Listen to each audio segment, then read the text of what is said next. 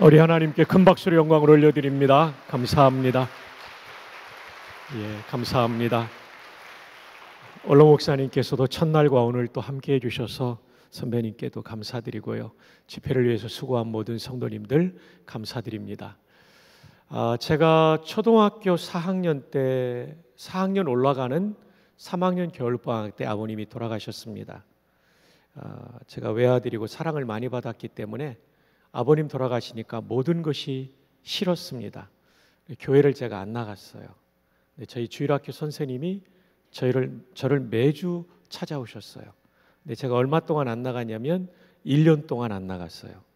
박성규 목사가 장기 결석자 출신입니다. 근데 1년 되니까 미안하더라고요. 그래서 나갔어요.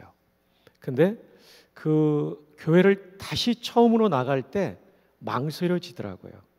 내가 지금 나가면 친구들이 나를 어떻게 볼까? 또 어른들이 나를 어떻게 볼까? 이게 일종의 두려움이었어요. 근데 나갔더니 그때부터 하나님께서 은혜를 주시더라고요.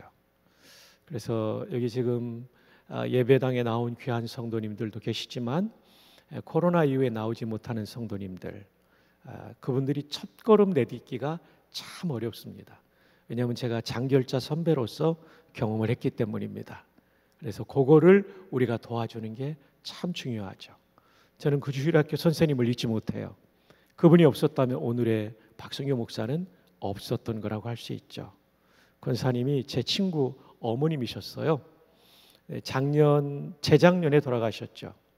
제가 조문하러 갔을 때 마침 입관 예배가 드려졌고 제자인 저에게 조사를 하라고 해서 그런 얘기를 했어요. 저는 고 박승용 권사님과 몇 번의 에피소드가 있습니다. 초등학교 1학년 때 교회 처음 나갔을 때 저에게 주기도문을 사도신경을 암송하게 해주었던 선생님입니다. 초등학교 2학년 때 교통사고로 6개월 입원해 있을 때 선생님은 어린이 철로 역정과 하늘나라 이야기라는 신앙소설을 사주셔서 제가 어릴 때 철로 역정을 읽을 수 있었습니다. 비록 그림이 많이 들어간 철로 역정이지만 기독도가 무거운 짐을 지고 가다가 십자가 앞에 섰을 때 그 짐이 풀어지는 것을 통해 어린 나이지만 예수님의 십자가는 내 죄를 풀어주는 것이라는 것을 알게 되었습니다. 또 하나 중요한 에피소드는 초등학교 3학년 겨울방학 때 아버님이 돌아가시고 저는 소아 우울증을 앓았던 것 같습니다. 근데 선생님이 1년 12달 한 번도 빠지지 않고 눈이 오나 비가 오나 대전도 눈비가 많이 오잖아요. 찾아오셔서 제가 신앙이 회복됐고 제가 오늘 그 당시에는 부전교회 목사였죠. 부전교회 목사였고 군목으로 있는 동안 3,000여 명의 장병들에게 복음을 전하고 세례를 준 것은 하나님의 은혜요. 사실은 박 권사님이 저와 함께 하신 겁니다. 지금 성인 4,000명의 주일학교 1,000명, 5,000명의 성도를 출석 성도를 목양하고 있는 것도 사실은 박순경 권사님의 그 도움과 기도. 그때 저를 1년 동안 찾아오지 않았다면 저는 어쩌면 영영 안 돌아오거나 돌아와도 나이 들어서 돌아왔을지 모르지만 권사님이 저를 찾아와 주셨기 때문에 오늘의 제가 있습니다. 유족들이 굉장히 마음에 뿌듯한 느낌을 받으시는 것 같았어요. 그 순간 제가 한 영화의 한 장면이 생각났어요. 여러분 쉰들러 리스트라는 영화 아시죠? 2차 세계대전 때 유태인들을 살린 그 사람, 그죠? 그 사람의 얘기를 들려주면서 그가 1,000여 명의 유태인을 살렸는데 유태인들과 헤어질 때 이차크 스턴이라고 하는 그 유태인 회계사가 반지를 주었다는 얘기를 했어요. 유대인들이 2차 세계대전 때 다 빼앗겼기 때문에 금반지를 만들 돈이 없을 때 그들은 금치알을 뽑아서 그 금을 벗겨 반지를 만들어준 거죠. 그 반지 안에는 탈무드의 문장이 쓰여져 있었어요. 한 사람을 구하는 것은 온 세상을 구하는 것이다. Whoever saves one life saves the world entire. 누구든지 한 사람을 구한다는 것은 곧 전 세상을 구하는 것이다. 맞습니다. 권사님이 저 하나를 살리셨지만 권사님은 저를 통해 수많은 군 장병과 그리고 수많은 성도들을 살리신 것입니다. 그랬더니 진짜 우리 담임 목사님은 아멘의 타이밍을 너무 잘 맞추세요. 너무 훌륭하세요. 충성. 그랬더니 유족들이 정말 어머님에 대한 그 추모의 마음을 더 가지더라고요. 제가 이 얘기를 드리는 것은 어느 교회나 코로나19 이후에 장기 결석자들이 있습니다. 이분들을 그냥 두면 안 되고요. 박순경 선생님처럼 계속 찾아가는 거죠. 사실 생각해 보면 가난한 집의 외아들이고 아무것도 없는 집인데 권사님은 순수하게 아들 같은 저를 아껴주셨던 거죠. 그때는 집사님이셨는데요. 참 얼마나 안 됐나. 저 아이 아버지 최근에 돌아가시고 상신 가운데 저 꼬마 불쌍히 여겨준 거죠. 그게 오늘의 제가 있는데 아주 큰 기여를 한 것입니다. 우리 이번에 부흥회를 통해서 한 사람의 생명이 얼마나 중요한지를 예수님의 핏값으로 드린 것을 배웠기에 지금 출석하지 않고 있는 그분들을 향해 우리 모두가 관심과 기도와 사랑과 돌봄을 가질 수 있기를 주님의 이름으로 축복합니다. 근데 그분들이 돌아오면요 정말 행복할 거예요. 제가 돌아와서 딱 설교를 듣는데 우리 주일학교 전도사님이 남자 전도사님이었어요. 창세기 말씀을 해주는데요, 요셉의 이야기를 할 때쯤 제가 다시 돌아간 거예요. 요셉의 운명을 보니까 저랑 비슷하더라고요. 형들한테 팔려가고 이상한 아줌마 때문에 오해받고 또 감옥에도 들어가고 진짜 시련을 많이 당하더라고요. 그런데 나중에 하나님이 글을 쓰시더라고요. 어린 나이에도 내가 아무리 어려워도 하나님 도와주시면 인생이 소망이 있구나, 이걸 느끼니까 은혜가 되더라고요. 그래서 가난해가지고 30분씩 40분씩 걸어가는 위치에 있었지만 수요일, 그 당시에는 70년대 초반에는 어린이 수요일 저녁 예배도 있었습니다. 오후 5시 예배, 주일 오후 예배도 있었어요. 가면서 은혜 받았던 기억이 새롭습니다. 이번에 주의 말씀을 받은 법외로운 성도님들께서 지금 장기 결석하는 귀한 성도들을 돌보아 주시기를 주님의 이름으로 축복합니다. 하나님이 기뻐하실 것입니다. 자, 이제 우리 한번 파워포인트 또 보시겠습니다. 여러분, 초등학교 시험 문제에 이런 문제가 나왔어요. 무슨 일을 시작하고 오래 가지 않아 중단하는 상태를 말하는 사자 성어로 다음 괄호를 채우시오. 작괄호, 삼괄호. 정답은 뭐죠? 여러분 정말 중학교 좋은 데 나온 분들입니다. 근데 어떤 초등학생이 작은 삼촌이라고 썼어요. 담임 선생님이 채점을 하고는 너무 궁금했어요.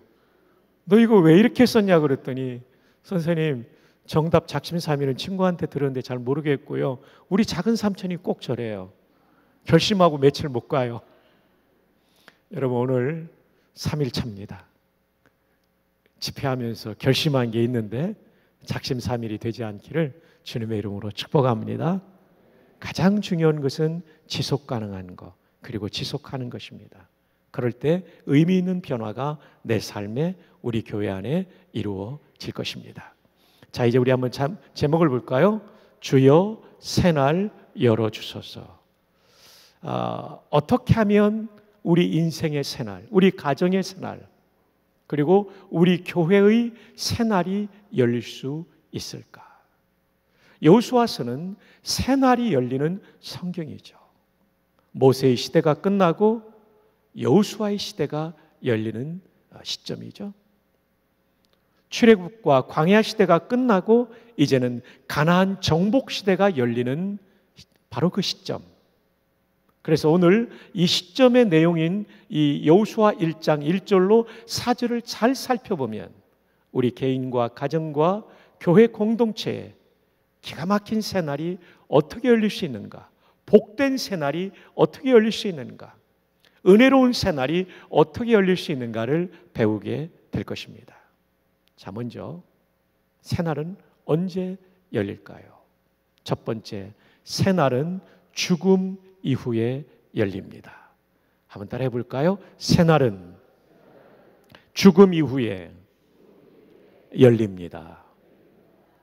자, 여호수아서 1장 1절을 보면 여호와의 종 모세가 죽은 후에 여호와께서 여호수아에게 말씀하여, 또 이어서 여호와의 종 모세가 죽은 후에 여호와께서 여호수아에게 말씀하여, 반복해서 제가 띄었죠. 자, 1장 1절에는 모세라는 지도자의 죽음 후에 여호수아의 시대가 열리는 것을 소개하고 있는데, 여러분, 성경은 우리가 오직 성경인 솔라 스크립투라도 중요하지만 또 하나 중요한 게 있어요. 한번 보실까요?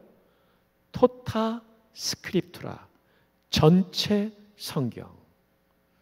여러분, 이 단은 성경을 해석할 때 한 구석만 가지고 해석하고, 그것도 문맥을 놓치고 해석하고, 성경 전체의 흐름을 놓치고 해석하면 이단이 되고, 이단이 아닐지라도 성경을 오해하게 되는 거죠. 죽음 이후에 새날이 열린다는 것은 한 개인의 육신적인 죽음만이 아닙니다. 그런 경우도 있지만 바울을 보십시오. 바울의 인생에 새날이 열리는 것은 바울이라고 하는 사람의 육신이 죽은 다음에 열린 게 아니에요. 옛 자아가 죽은 거죠. 잘못된 유대주의 신학 체계가 죽고, 복음적이고 개혁적이고 그리스도 중심의 신학 체계가 열린 거죠. 부활하신 주님을 만난 다음에 그의 옛 삶과 가치관이 죽을 때 바울의 인생이 새날이 열린 줄로 믿습니다. 바울의 인생의 새날은 바울 한 사람의 새날이 아니라 기독교 역사에 엄청난 선교의 새날이 열리게 된 거죠. 솔라 스크립투라, 오직 성경도 중요하지만 토타 스크립투라, 여호수아 1장에 새날이 열리는 것과 사도행전 9장에 바울의 변화의 역사, 이것을 통해서 새날은 육신의 몸이 죽는 것뿐만 아니라 옛 생각, 옛 가치관, 옛 신앙이 죽을 때 새날이 열린다는 것을 우리는 전체 성경을 통해서, 토타 스크립투라를 통해서 배우게 되는 거죠. 또 한 사람은 삭개오 아닙니까? 돈밖에 몰랐던 그 사람이 예수님을 만난 다음에는 재산의 절반을 풀어 구제하고, 남의 것을 빼앗은 것이 있다면 4배, 400%를 갚겠다고 하죠. 율법에 따르면 훔친 것이나 빼앗은 것 플러스 20%, 즉 120%만 갚으면 되는데, 삭개오가 은혜 받고 나니까 120%로 양이 안 차는 거예요. 400%나 갚겠다는 거예요. 돈밖에 모르던 사람이 이런 엄청난 변화를 경험하게 되죠. 주님을 만난 다음에 옛 가치관이 죽은 거죠. 돈이 최고의 가치였던 사람이 하나님의 뜻을 따르고, 그리고 사람을 돌보는 것이 훨씬 더 중요하다는 것을 알게 된 다음부터 삭개오의 인생은 변화를 경험하게 되죠. 우리가 며칠 전에 보았던 니고데모의 변화도 마찬가지입니다. 2일 후에 십자가 사건을 경험한 다음에 나의 사회적 지위에 손해보고 싶지 않던 사람이 복음의 은혜를 경험하고 나니까 모든 것을 걸고 주님을 위해서 드리게 되죠. 그래서 여러분, 새날은 육신의 죽음만을 의미하는 게 아니에요. 죽음 이후에 열린다는 첫 번째 대지, 첫 번째 포인트의 내용은 나의 잘못된 생각과 가치관과 습관이 죽을 때 새날이 열리는 것입니다. 믿으시면 아멘. 여러분에게 새날이 열리기를 원한다면 바로 이것을 보아야 되는 거죠. 여러분, 1993년 1월 말 삼성의 이건희 회장님께서 LA 지사를 방문합니다. 회의를 마치고 LA의 대형 전자 매장을 방문하십니다. 그리고 삼성전자 제품이 전시되어 있는 것을 찾아보니까 눈에 잘 띄는 곳에는 일본 제품과 독일 제품이 있었어요. 찾다 보니까 저 구석에 먼지가 수북이 쌓여 있는 삼성전자 제품을 보고 충격을 받습니다. 그리고 계열사 사장단 20명을 LA로 부릅니다. 그의 일성은 뭐였냐면, 삼성 이대로 가면 망한다. 그리고 그의 6월에 200명의 고위 임원들을 프랑크푸르트로 모여서 여러 날 컨퍼런스를 열면서 신경영 전략을 수립합니다. 그때 나온 유명한 슬로건이 뭐냐면 마누라 빼놓고 자식 빼놓고 다 바꾸자. 정말 굉장한 슬로건이었죠. 완전히 탈바꿈하겠다는 거예요. 환골탈태하겠다는 이런 강력한 의지, 그리고 전략을 세웠어요. 이게 1993년 6월 달이었어요. 그리고 94년이 밝았어요. 이 신경영 전략에 따라 94년 한 해를 보냈어요. 마누라 빼놓고 자식 빼놓고 다 바꾸자. 옛날 잘못된 관행을 다 죽이자. 오늘 지금 첫 포인트가 죽어야 새날이 열린다는 거 아닙니까? 잘못된 거 다 죽이자 했는데 94년도에 경영 실적을 평가해 보니까 휴대전화 불량률이 11%가 넘었어요. 이건희 회장은 대노했습니다. 그리고 구미에 있는 삼성전자 휴대전화 매장에서 그 유명한 휴대전화 화형식을 가지게 됩니다. 한번 사진을 볼까요? 바로 이것입니다. 전설의 애니콜 화형식입니다. 이때 불 속에 사라진 휴대전화가 150억 원어치입니다. 놀라야 될 때 안 놀라면 제가 놀라게 됩니다. 여러분 3일차까지 웬만하면 안 놀라시네요. 여러분 전부 150억 정도는 통장에 있는 것 같은 얼굴로 앉아 계십니다. 150억 15만 대를 화형식을 해요. 그런 다음에 햄머로 부시고 그리고 밀어버렸어요. 불도저로. 훗날 애니콜 신화를 만든 이기태 사장, 그 당시에는 사장이 아니었고 화형식 때는 이사였는데 나중에 애니콜 신화를 만들었을 때 기자가 물었어요. 그때 전화기를 불로 태울 때 어떤 느낌이 드셨습니까? 이기태 사장은 이런 의미 있는 얘기를 했어요. 나름대로 우리가 정성껏 만들었던 전화기가 화염 속의 연기로 사라질 때 우리의 마음은 너무나 고통스러웠습니다. 그러나 그 휴대전화를 불로 태우는 결단이 없었다면 오늘의 삼성전자는 있을 수 없었습니다. 우리는 그 고통의 불꽃 속에서 희망의 불씨를 보았습니다. 여러분, 삼성전자 사람들이 죽은 게 아니에요. 잘못된 관행과 일 처리 방식이 죽은 거예요. 그러니까 오늘의 글로벌 삼성이 된 거죠. 세계적인 삼성이 된 거죠. 죽어야 합니다. 그래야 새날이 열리는 줄 믿습니다. 그러면 무엇이 죽어야 합니까? 우리 성도에게는 비성경적인 생각을 죽여야 돼요. 모든 것이 생각에서부터 출발해요.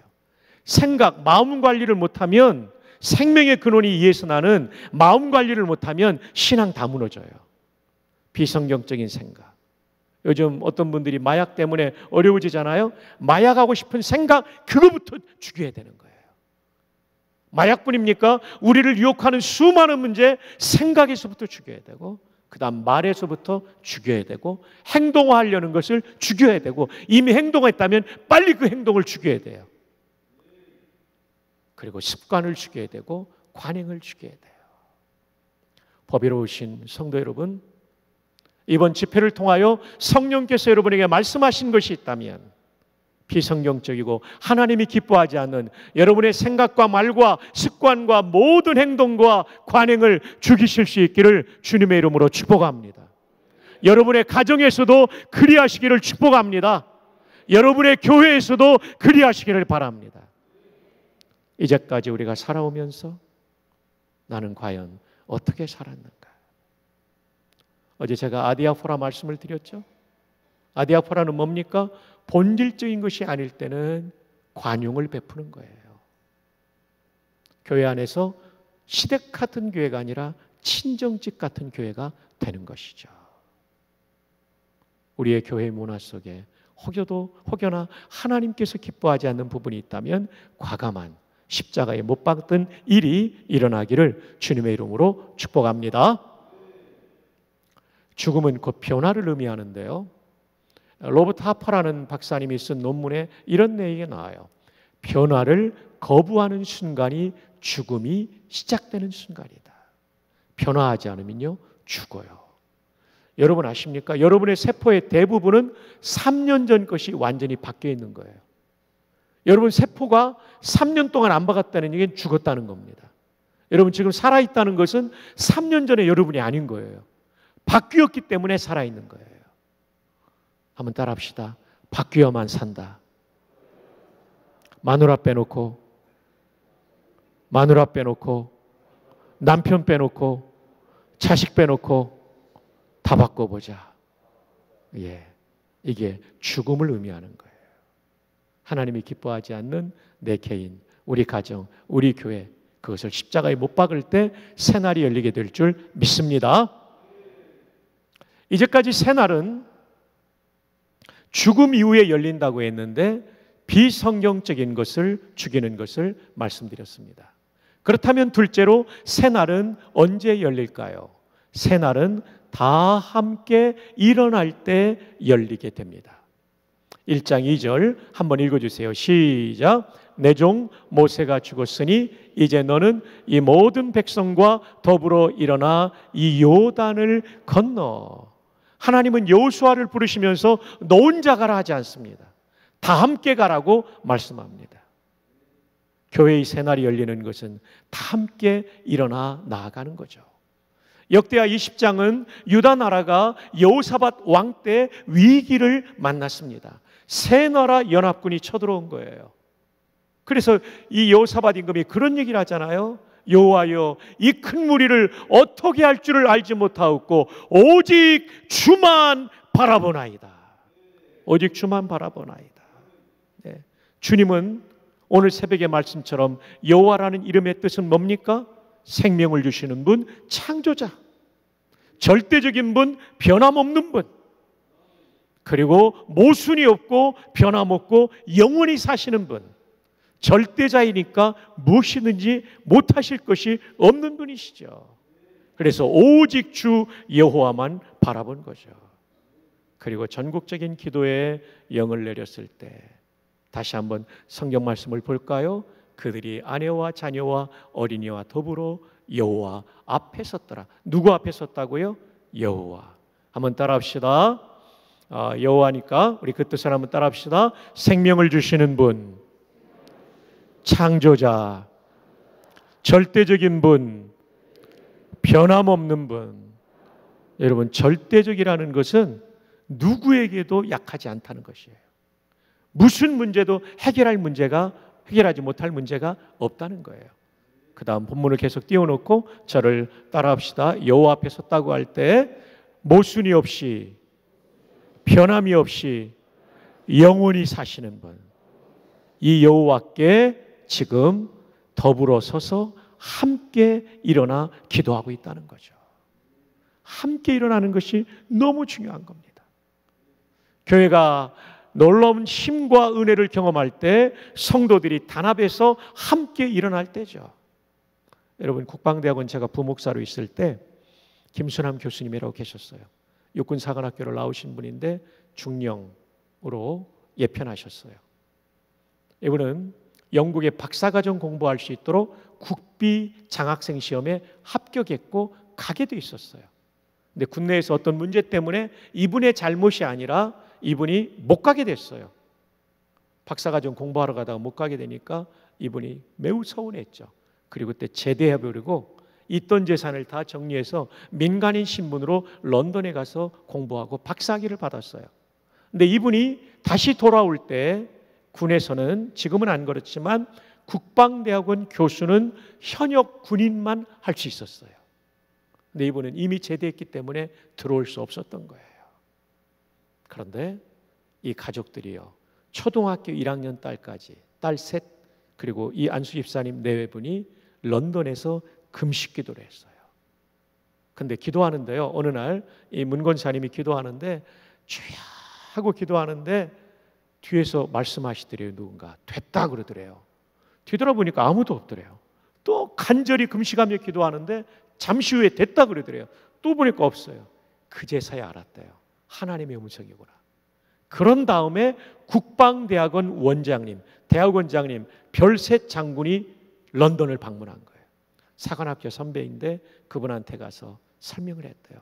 선배님, 제가 이러이러해서 제대를 했고 이제 학위를 마쳤고 국가를 위해 봉사하고 싶은데 기회를 주십시오. 이 선배님이 이해를 하고는 논문 달라고 하시더래요. 그리고 연락이 왔대요. 그리고 채용이 돼서 오게 되었는데 현역 군인들은 55세까지 근무했는데 그 당시에요. 이분은 60세까지.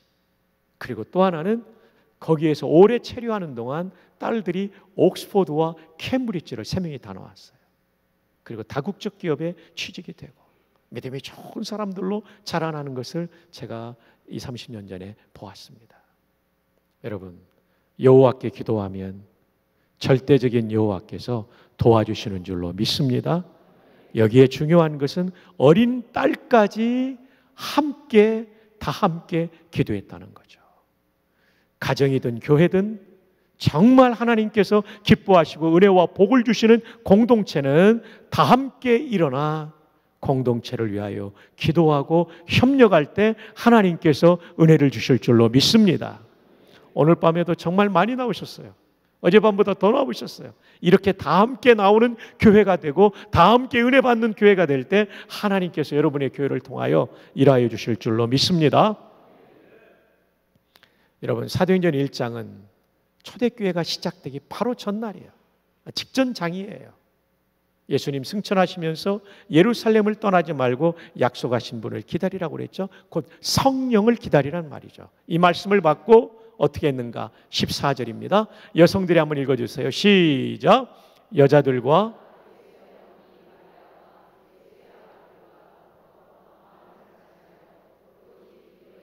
더불어 마음을 같이하여 다 함께 합심해서 이들이 지금 기도에 힘썼다는 거죠.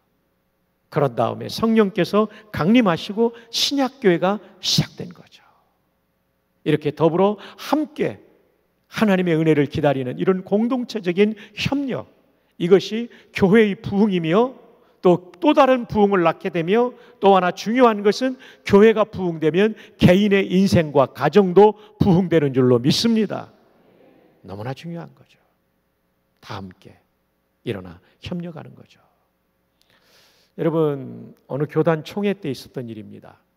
총회를 하면 일주일 내내 아침부터 저녁까지 회의를 하니까 목사님, 장로님, 총대들이 굉장히 힘들거든요.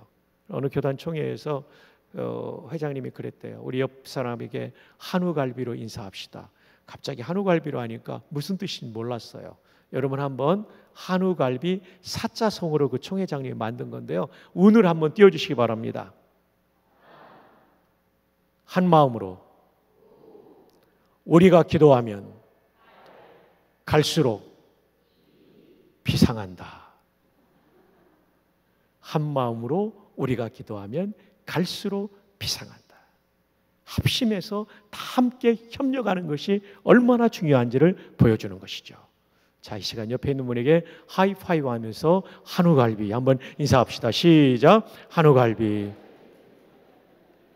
한 마음으로 우리가 기도하면 갈수록 교회가 비상하게 되고 가정도 비상하게 될 거예요. 그러다가 한우갈비도 대접하면 참 좋겠습니다.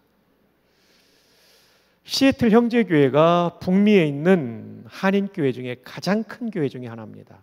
권준 목사님이 담임 목사님인데 저랑 나이가 거의 비슷해요.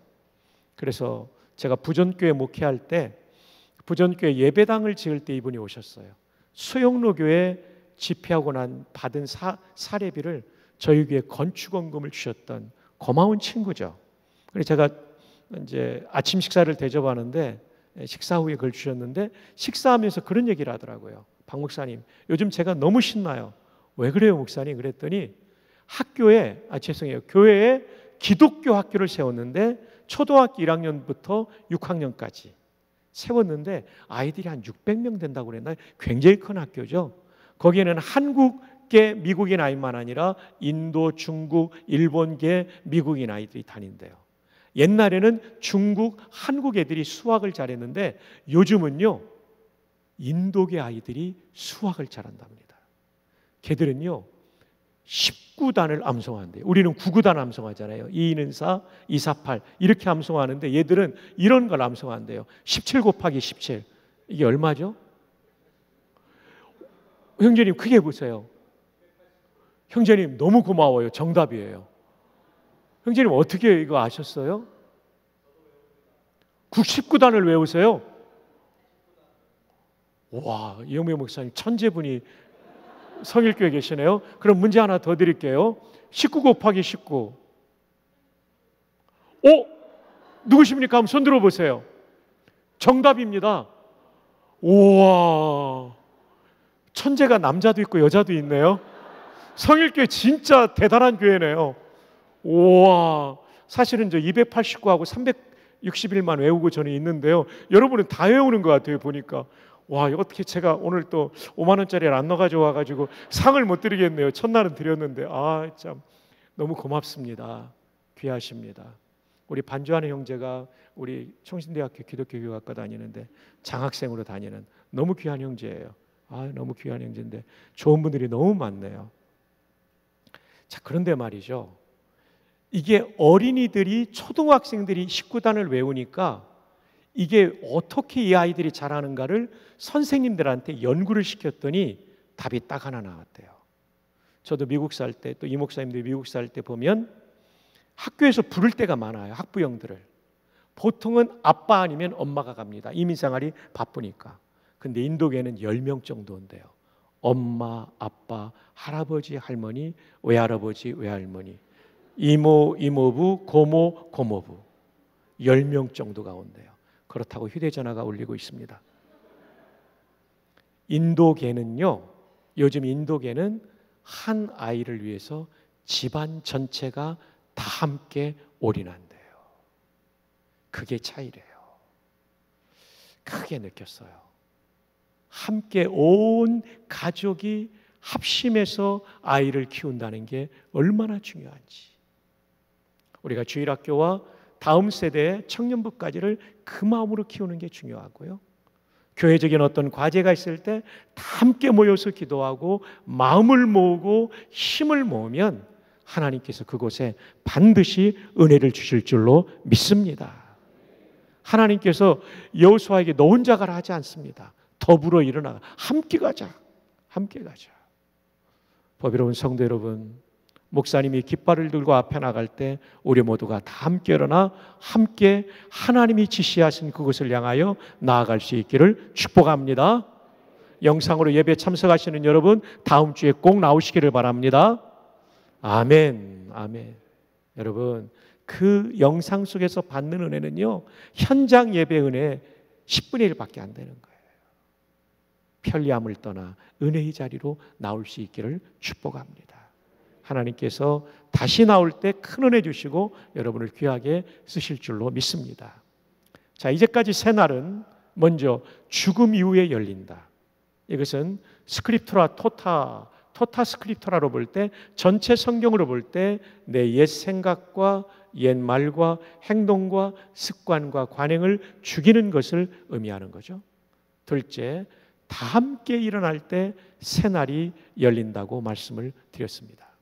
그렇다면 마지막 셋째로 새날은 언제 열릴까요?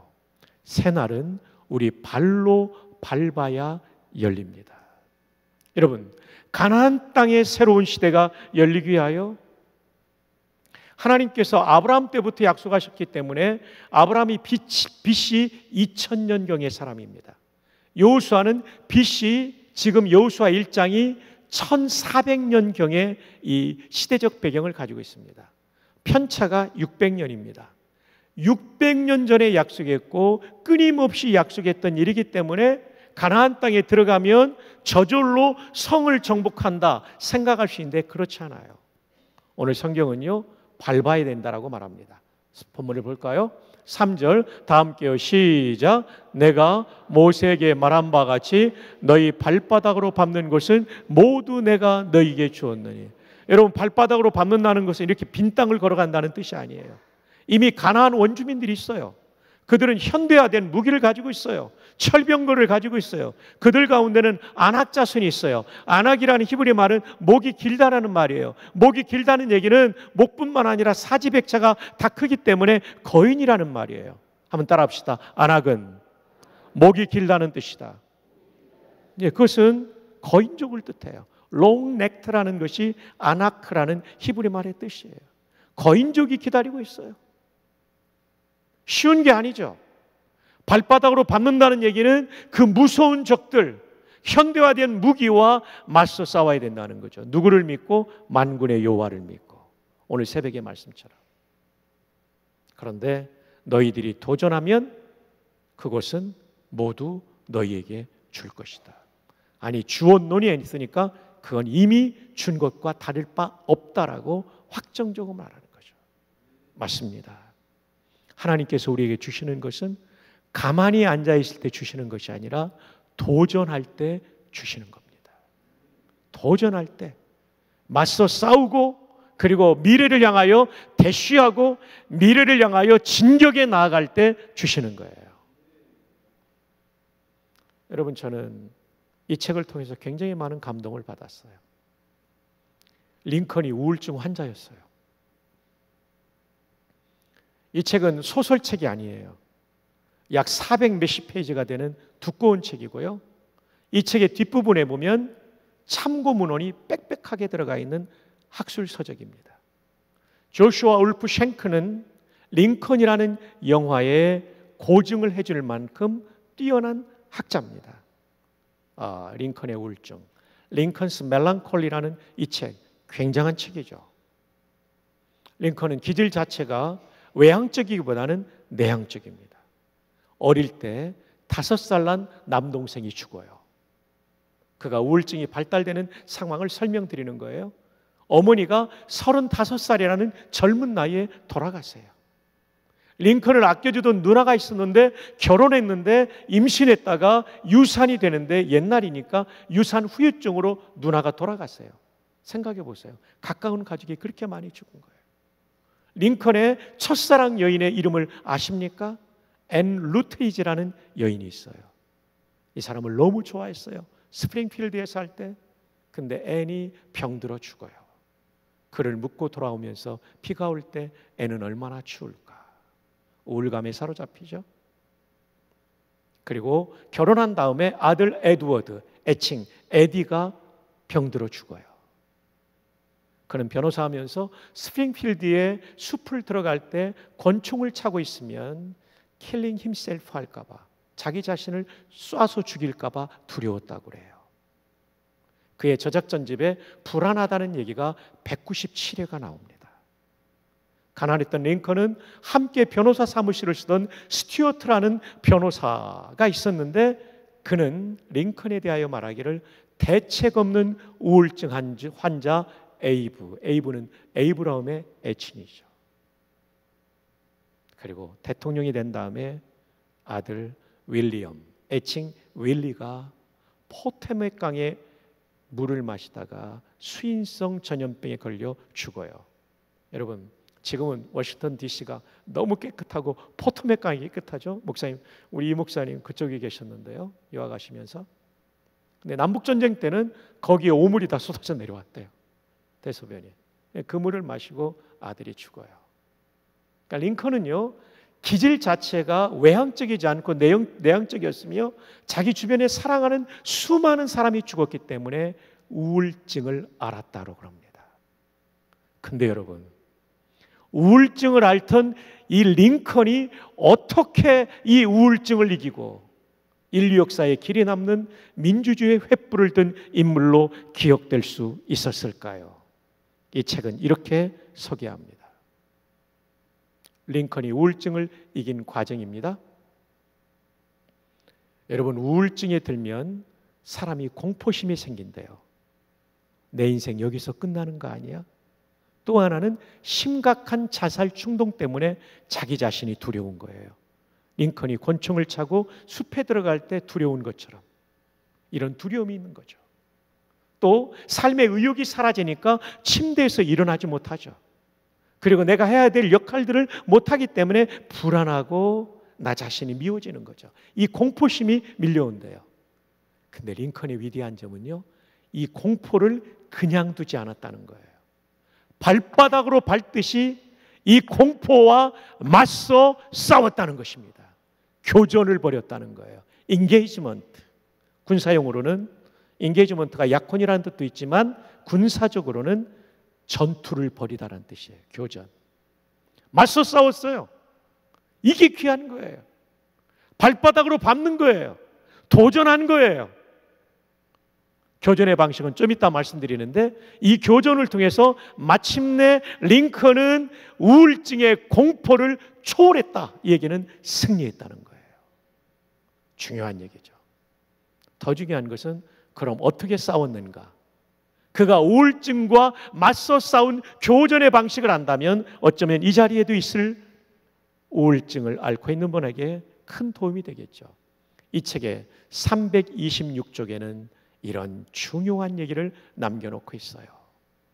링컨이 우울증을 어떻게 이겼냐면 자신은 인생이라는 배의 선장이 자신이 아니라 하나님이 내 인생의 배의 선장이라는 것을 믿었다. 여러분, 이것이 개혁신학 아닙니까? 칼빈주의 아닙니까? 하나님의 절대주권 아닙니까? 맞습니다. 사랑하는 여러분, 보석 같은 여러분, 여러분의 인생이라는 배의 선장은 여러분이 아니고 하나님이십니다. 하나님이 주관하십니다. 여러분의 인생 여러분이 책임지려고 하지 마십시오. 하나님이 책임져 주십니다. 그러면 자기는 뭐냐? 326쪽에 나와요. 자기는 그 배에 뚜렷한 임무를 가진 선원이라고 믿었다. 하나님이 선장이니까 나는 그냥 대충 살아도 돼. 이게 아니었다는 거예요.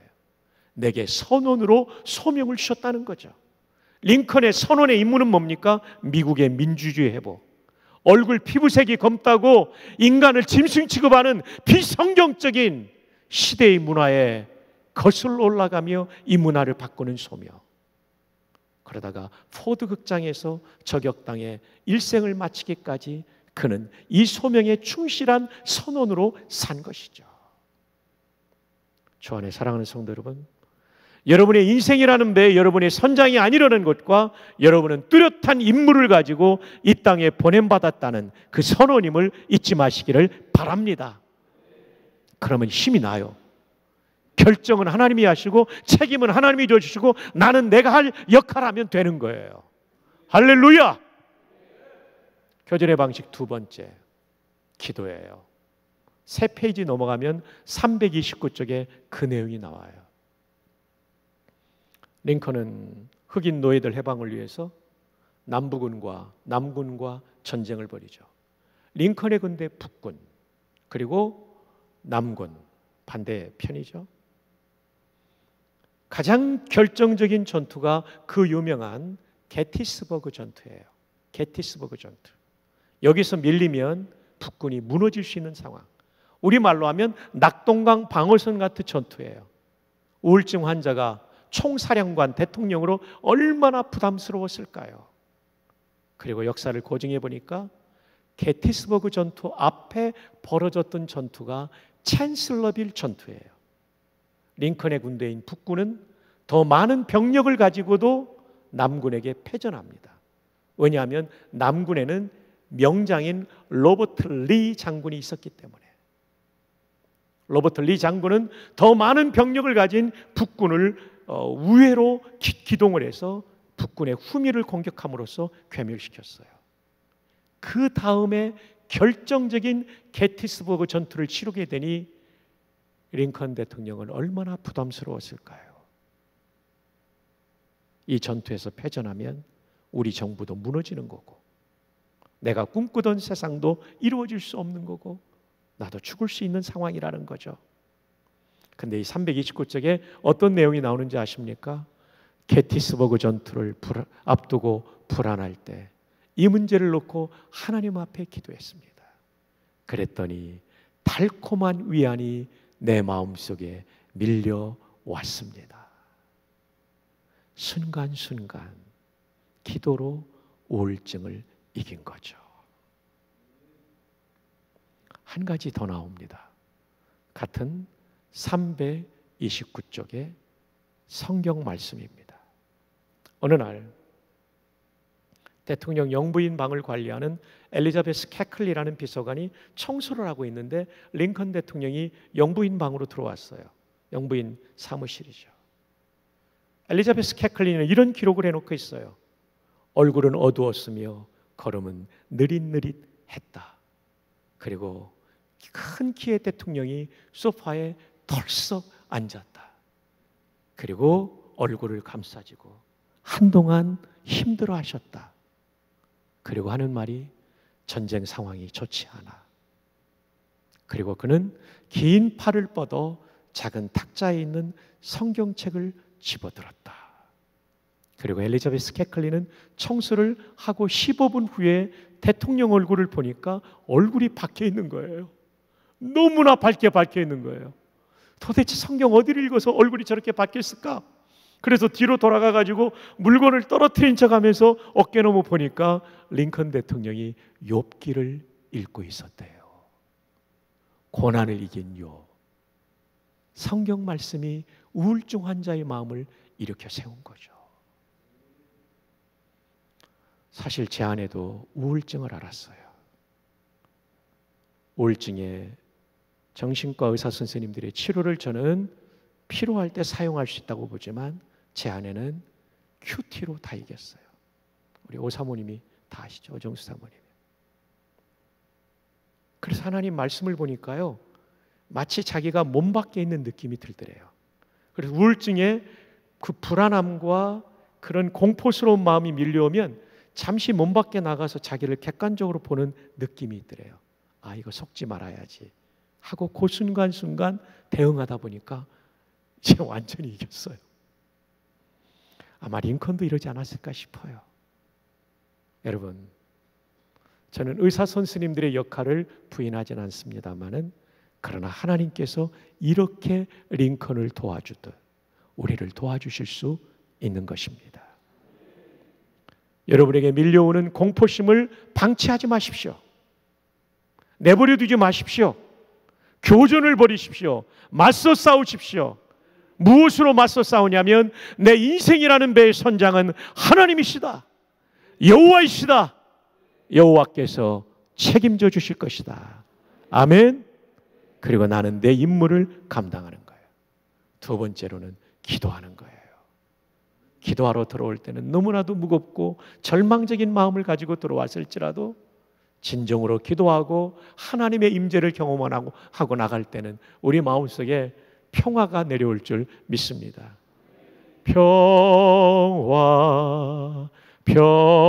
평화로다 함께 하늘 위에서 내려오네. 그 사랑의 물결이 영원토록 내 영혼을 덮으소서. 정말 기가 막혀요. 살아계신 하나님은 내 상황이 바뀌지 않아도 내 마음에 평화를 주시는 분이에요. 그래서 우리로 찬양하게 하죠. 빌립보 감옥에 들어갔던 그 억울했던 바울 사도가 기도하다 보니까 그 다음 단계가 찬양이에요. 몸은 착고에 차여 있지만 마음은 하늘의 평화와 기쁨을 맛보는 거죠. 이것이 승리의 비결이에요. 보배로운 여러분, 집회가 끝난 이후에도 여러분의 삶에 풍성한 기도의 은혜가 임하기를 바랍니다. 여러분의 불안한 마음에 달콤한 위로를 주시며 인생을 다시 살 수 있는 용기를 주시는 그 은혜를 경험하기를 바랍니다. 링컨이 성경을 읽으며 성경 말씀의 인도로 우울증을 이겼듯이 여러분의 인생의 모든 문제를 여호와께서 도와주시는 그 은혜로 말미암아, 그 말씀의 은혜로 말미암아 이길 수 있기를 주님의 이름으로 축복합니다. 자, 제가 이 기도문을 참 좋아합니다. 필립스 브룩스라고 하는 미국 목사님이신데 이분은 무디와 함께 한 시대를 살았던 분입니다. 무디는 전 세계적인 100만 명을 구원한 전도자라고 한다면 이분은 보스턴을 중심으로 한 하버드, MIT, 보스턴 대학 등을 비롯한 이들을 대상으로 사역을 했던 아주 훌륭한 목사님입니다. 필립스 브룩스. 이분의 기도문을 한번 보실까요? 오, 편안한 삶을 위해 기도하지 마십시오. 우리 편하게 살려고 기도하지 말라는 거예요. 보다 강한 사람이 되기 위해 기도하십시오. 당신의 능력에 맞는 임무만 구하지 마십시오. 당신에게 주어진 임무를 감당할 능력을 구하십시오. 놀라운 기도죠. 그러면 당신의 일이 기적이 되는 것이 아니라 당신 자신이 기적이 될 것입니다. 진짜 아멘이죠. 날마다 당신은 자신을 보고 깜짝 놀랄 것이며, 왜냐하면 내가 기적이 됐으니까요. 하나님의 은혜로 말미암아 당신에게 다가온 삶의 풍요로 인해 깜짝 놀랄 것입니다. 여러분, 우리 편하게 사는 것보다 도전하는 삶을 살자고요. 발바닥으로 밟기 위하여 기도하는 삶을 살 수 있기를 바랍니다. 편안하게 사는 게 목적이 아니라 하나님의 소명을 이루는 게 우리의 목적이고, 때로는 그것이 부담스러운 목표라 할지라도 주님의 뜻이라면 그 일을 놓고 기도하다가 응답을 받고, 일이 기적이 아니라 여러분 한 분 한 분, 보배로우신 여러분 한 분 한 분이 기적이 되는 삶을 살 수 있기를 주님의 이름으로 축복합니다. 자, 이제 영어로 한번 보실까요? Effective prayer. 제가 영어를 아침에 배웠기 때문에 참고로 밤에는 발음이 안 좋습니다. 효과적인 기도입니다. Oh, do not pray for easy lives. 제발 편안한 삶을 위해 기도하지 마세요. Pray to be stronger man. 보다 강한 사람이 되기 위해서 기도하십시오. Do not pray for tasks equal to your powers. 당신의 파워, 능력에 상응하는 태스크, 임무, 과업을 위해 기도하지 마십시오. Pray for powers. 능력을 구하라는 거죠. Equal to your tasks. 당신에게 맡겨진 임무, 과업에 상응하는 능력을 달라고 기도하십시오. 여러분, 우리 장로님들 계시죠? 또 우리 부목사님들 계시죠? 안수집사님, 권사님들, 각 부의 부장님들 계시죠? 또 우리 성도들 모두도 마찬가지죠. 내 능력에 맞는 일만 하면 그 발전이 없어요. 발바닥으로 밟는 게 아니에요. 목사님께서 기도하면서 권면하실 때, 또 공동회의를 통해서 여러분을 장로님으로 세우셨을 때, 또 앞으로도 직분자들이 세워지겠죠? 그때 기도하는 거예요. 하나님, 내 능력은 부족하지만 감당할 파워, 능력을 주시옵소서. 그러면 여러분, 그 직분이 여러분을 기적의 사람으로 만드는 것입니다. 할렐루야. 우리 젊은이들도 마찬가지예요. 하나님이 자꾸 감동해 주시면 그거 나 못한다고 하지 마세요. 그거에 도전하세요. 발바닥으로 밟으세요. 그럼 여러분이 기적이 될 거예요. Then 임무에 맞는 과업에 상응하는 능력을 달라고 기도하면, 그러면 the doing of your work, 당신이 하고 있는 그 일 shall be no miracle, 기적이 되는 것이 아니에요. 일이 기적이 아니라는 거예요. But you shall be the miracle, 당신 자신이 기적이 된다는 거죠. 이야, 이런 기도문 우리도 좀 쓸 수 있으면 좋겠죠? 예, 네, 못 쓰면 이걸 사용하면 되는 거죠. 뭐. 네. 그 다음 볼까요? Every day, 날마다 you shall wonder. wonder는 깜짝 놀란다는 거죠. At yourself. 당신 자신 때문에 놀라요. 왜냐하면 내가 미러클이 됐으니까. 그 다음에 또 at가 나오죠. At the richness of life. 이런 도전을 하면요, 삶이 richness, 풍요로워진다는 거예요. 이 풍요는 어디서 오는 것입니까? 위치 구분이 나오죠. Has come to you. 당신에게 온 삶의 풍요인데 무엇으로 말미암아? By the grace of God. 하나님의 은혜로 말미암아 당신에게 온 삶의 풍요, 그리고 당신의 삶의 변화를 보며 원더, 깜짝 놀라는 거죠. 깜짝 놀라는 거죠. 이거 그대로 좀 띄워놔 보세요. 사진 찍는 분들이 계셔서 기회를 드려야 돼요. 네. 와, 정말 감사해요. 우리 따님 너무 참 귀해요. 잘 찍으셔요. 네, 너무 좋아요. 참 아름답고 멋집니다. 아빠하고 엄마 사이에 딱 앉아가지고 너무 귀한. 아빠가 오늘 새벽에도 나오셨어요. 와, 저 위층에 계신 거 제가 봤어요. 예, 니고데모가 있는 거 본 것처럼 다 보았습니다. 아, 나다나엘이죠. 네. 그래서 여러분, 저와 여러분에게 소원이 이거 계속 좀 띄워주세요. 아직 안 찍은 분 많아요. 제 얼굴 안 나와도 돼요. 그래서 제가 좀 소원이 있다면 이런 것 같아요. 아니, 하나님께서도 그러시는 것 같아요. 그냥 내가 할 수 있는 것 그냥 그것만 하는 사람들이 아니라 하나님이 시키는 거라면 좀 내가 부족해도 하나님 능력 주세요, 파워 주세요 하고 나가는 그 사람. 그 사람은 반드시 새로운 가나안 시대를, 새 시대가 열리는 것을 경험하게 되는 거예요.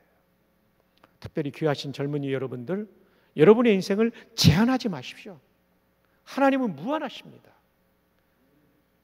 정말 우리가 믿는 하나님이 시시하지 않기 때문에 그분을 믿고 여러분이 발바닥으로 밟으면 여러분의 인생도 시시하지 않을 거예요.